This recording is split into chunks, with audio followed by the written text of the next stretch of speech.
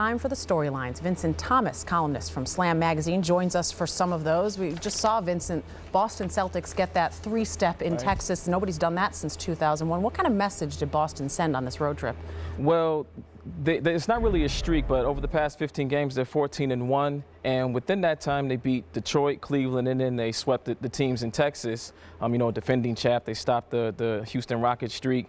And what Paul Pierce said is that in February, they struggled against the West, and then they came out here knowing that it was going to be the ultimate test, to build some team mettle, and they passed that test. And he said that the momentum that they have right now, hopefully it can carry into the playoffs. And the reason why that's important is because last year, Dallas, same kind of team, very hot, best record in the league. They only lost 4 games between January and March, and then in April they were 6-4. They really started to struggle, and then they were out in the first round. So this message, not only that the Boston send, is not only that they might be the best team in the league, but that they're really ready for the playoffs now. It's every night in the West. It seems like a different team takes over the top spot. At the very least, those standings shuffle at least a little bit 1 through 8. How important are the seedings actually going to be when it's playoff time? Well, you're hearing a lot of talk from a lot of people around the league that the seeding is not necessarily as important as the matchup side.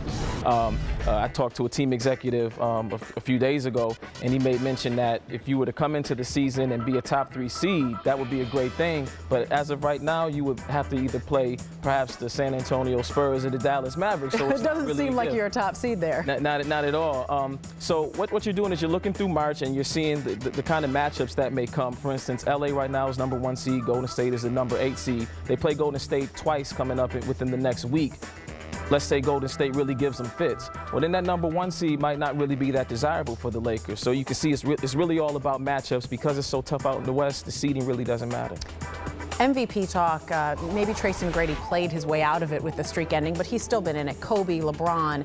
Chris Paul just does not get a lot of mention, but his team is sort of, it sounds like, doing a little about that. You guys didn't give him any love on the ESPN. He didn't even get on the poll. He didn't even get on the Sports Nation poll the other day. But the team, they made CP3 for MVP.com, and it's almost like what college teams do for like their Heisman hopefuls. Right. It's interesting because Tyson Chandler and the rest of the Hornets teammates, they bang his drum all the time.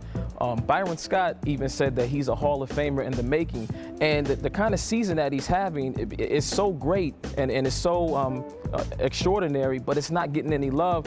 Here's what might be important to know. This might be the first great season of perhaps the future greatest point guard of all time outside of Magic. So when you put it into that perspective, you have to pay attention. We got to watch this guy. And that is an awfully high expectation that then is placed on. But this dude can meet it.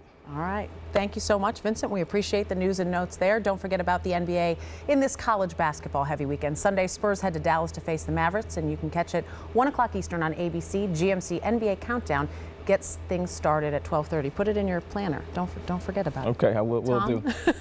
Thank you, Dana. 42 of the 65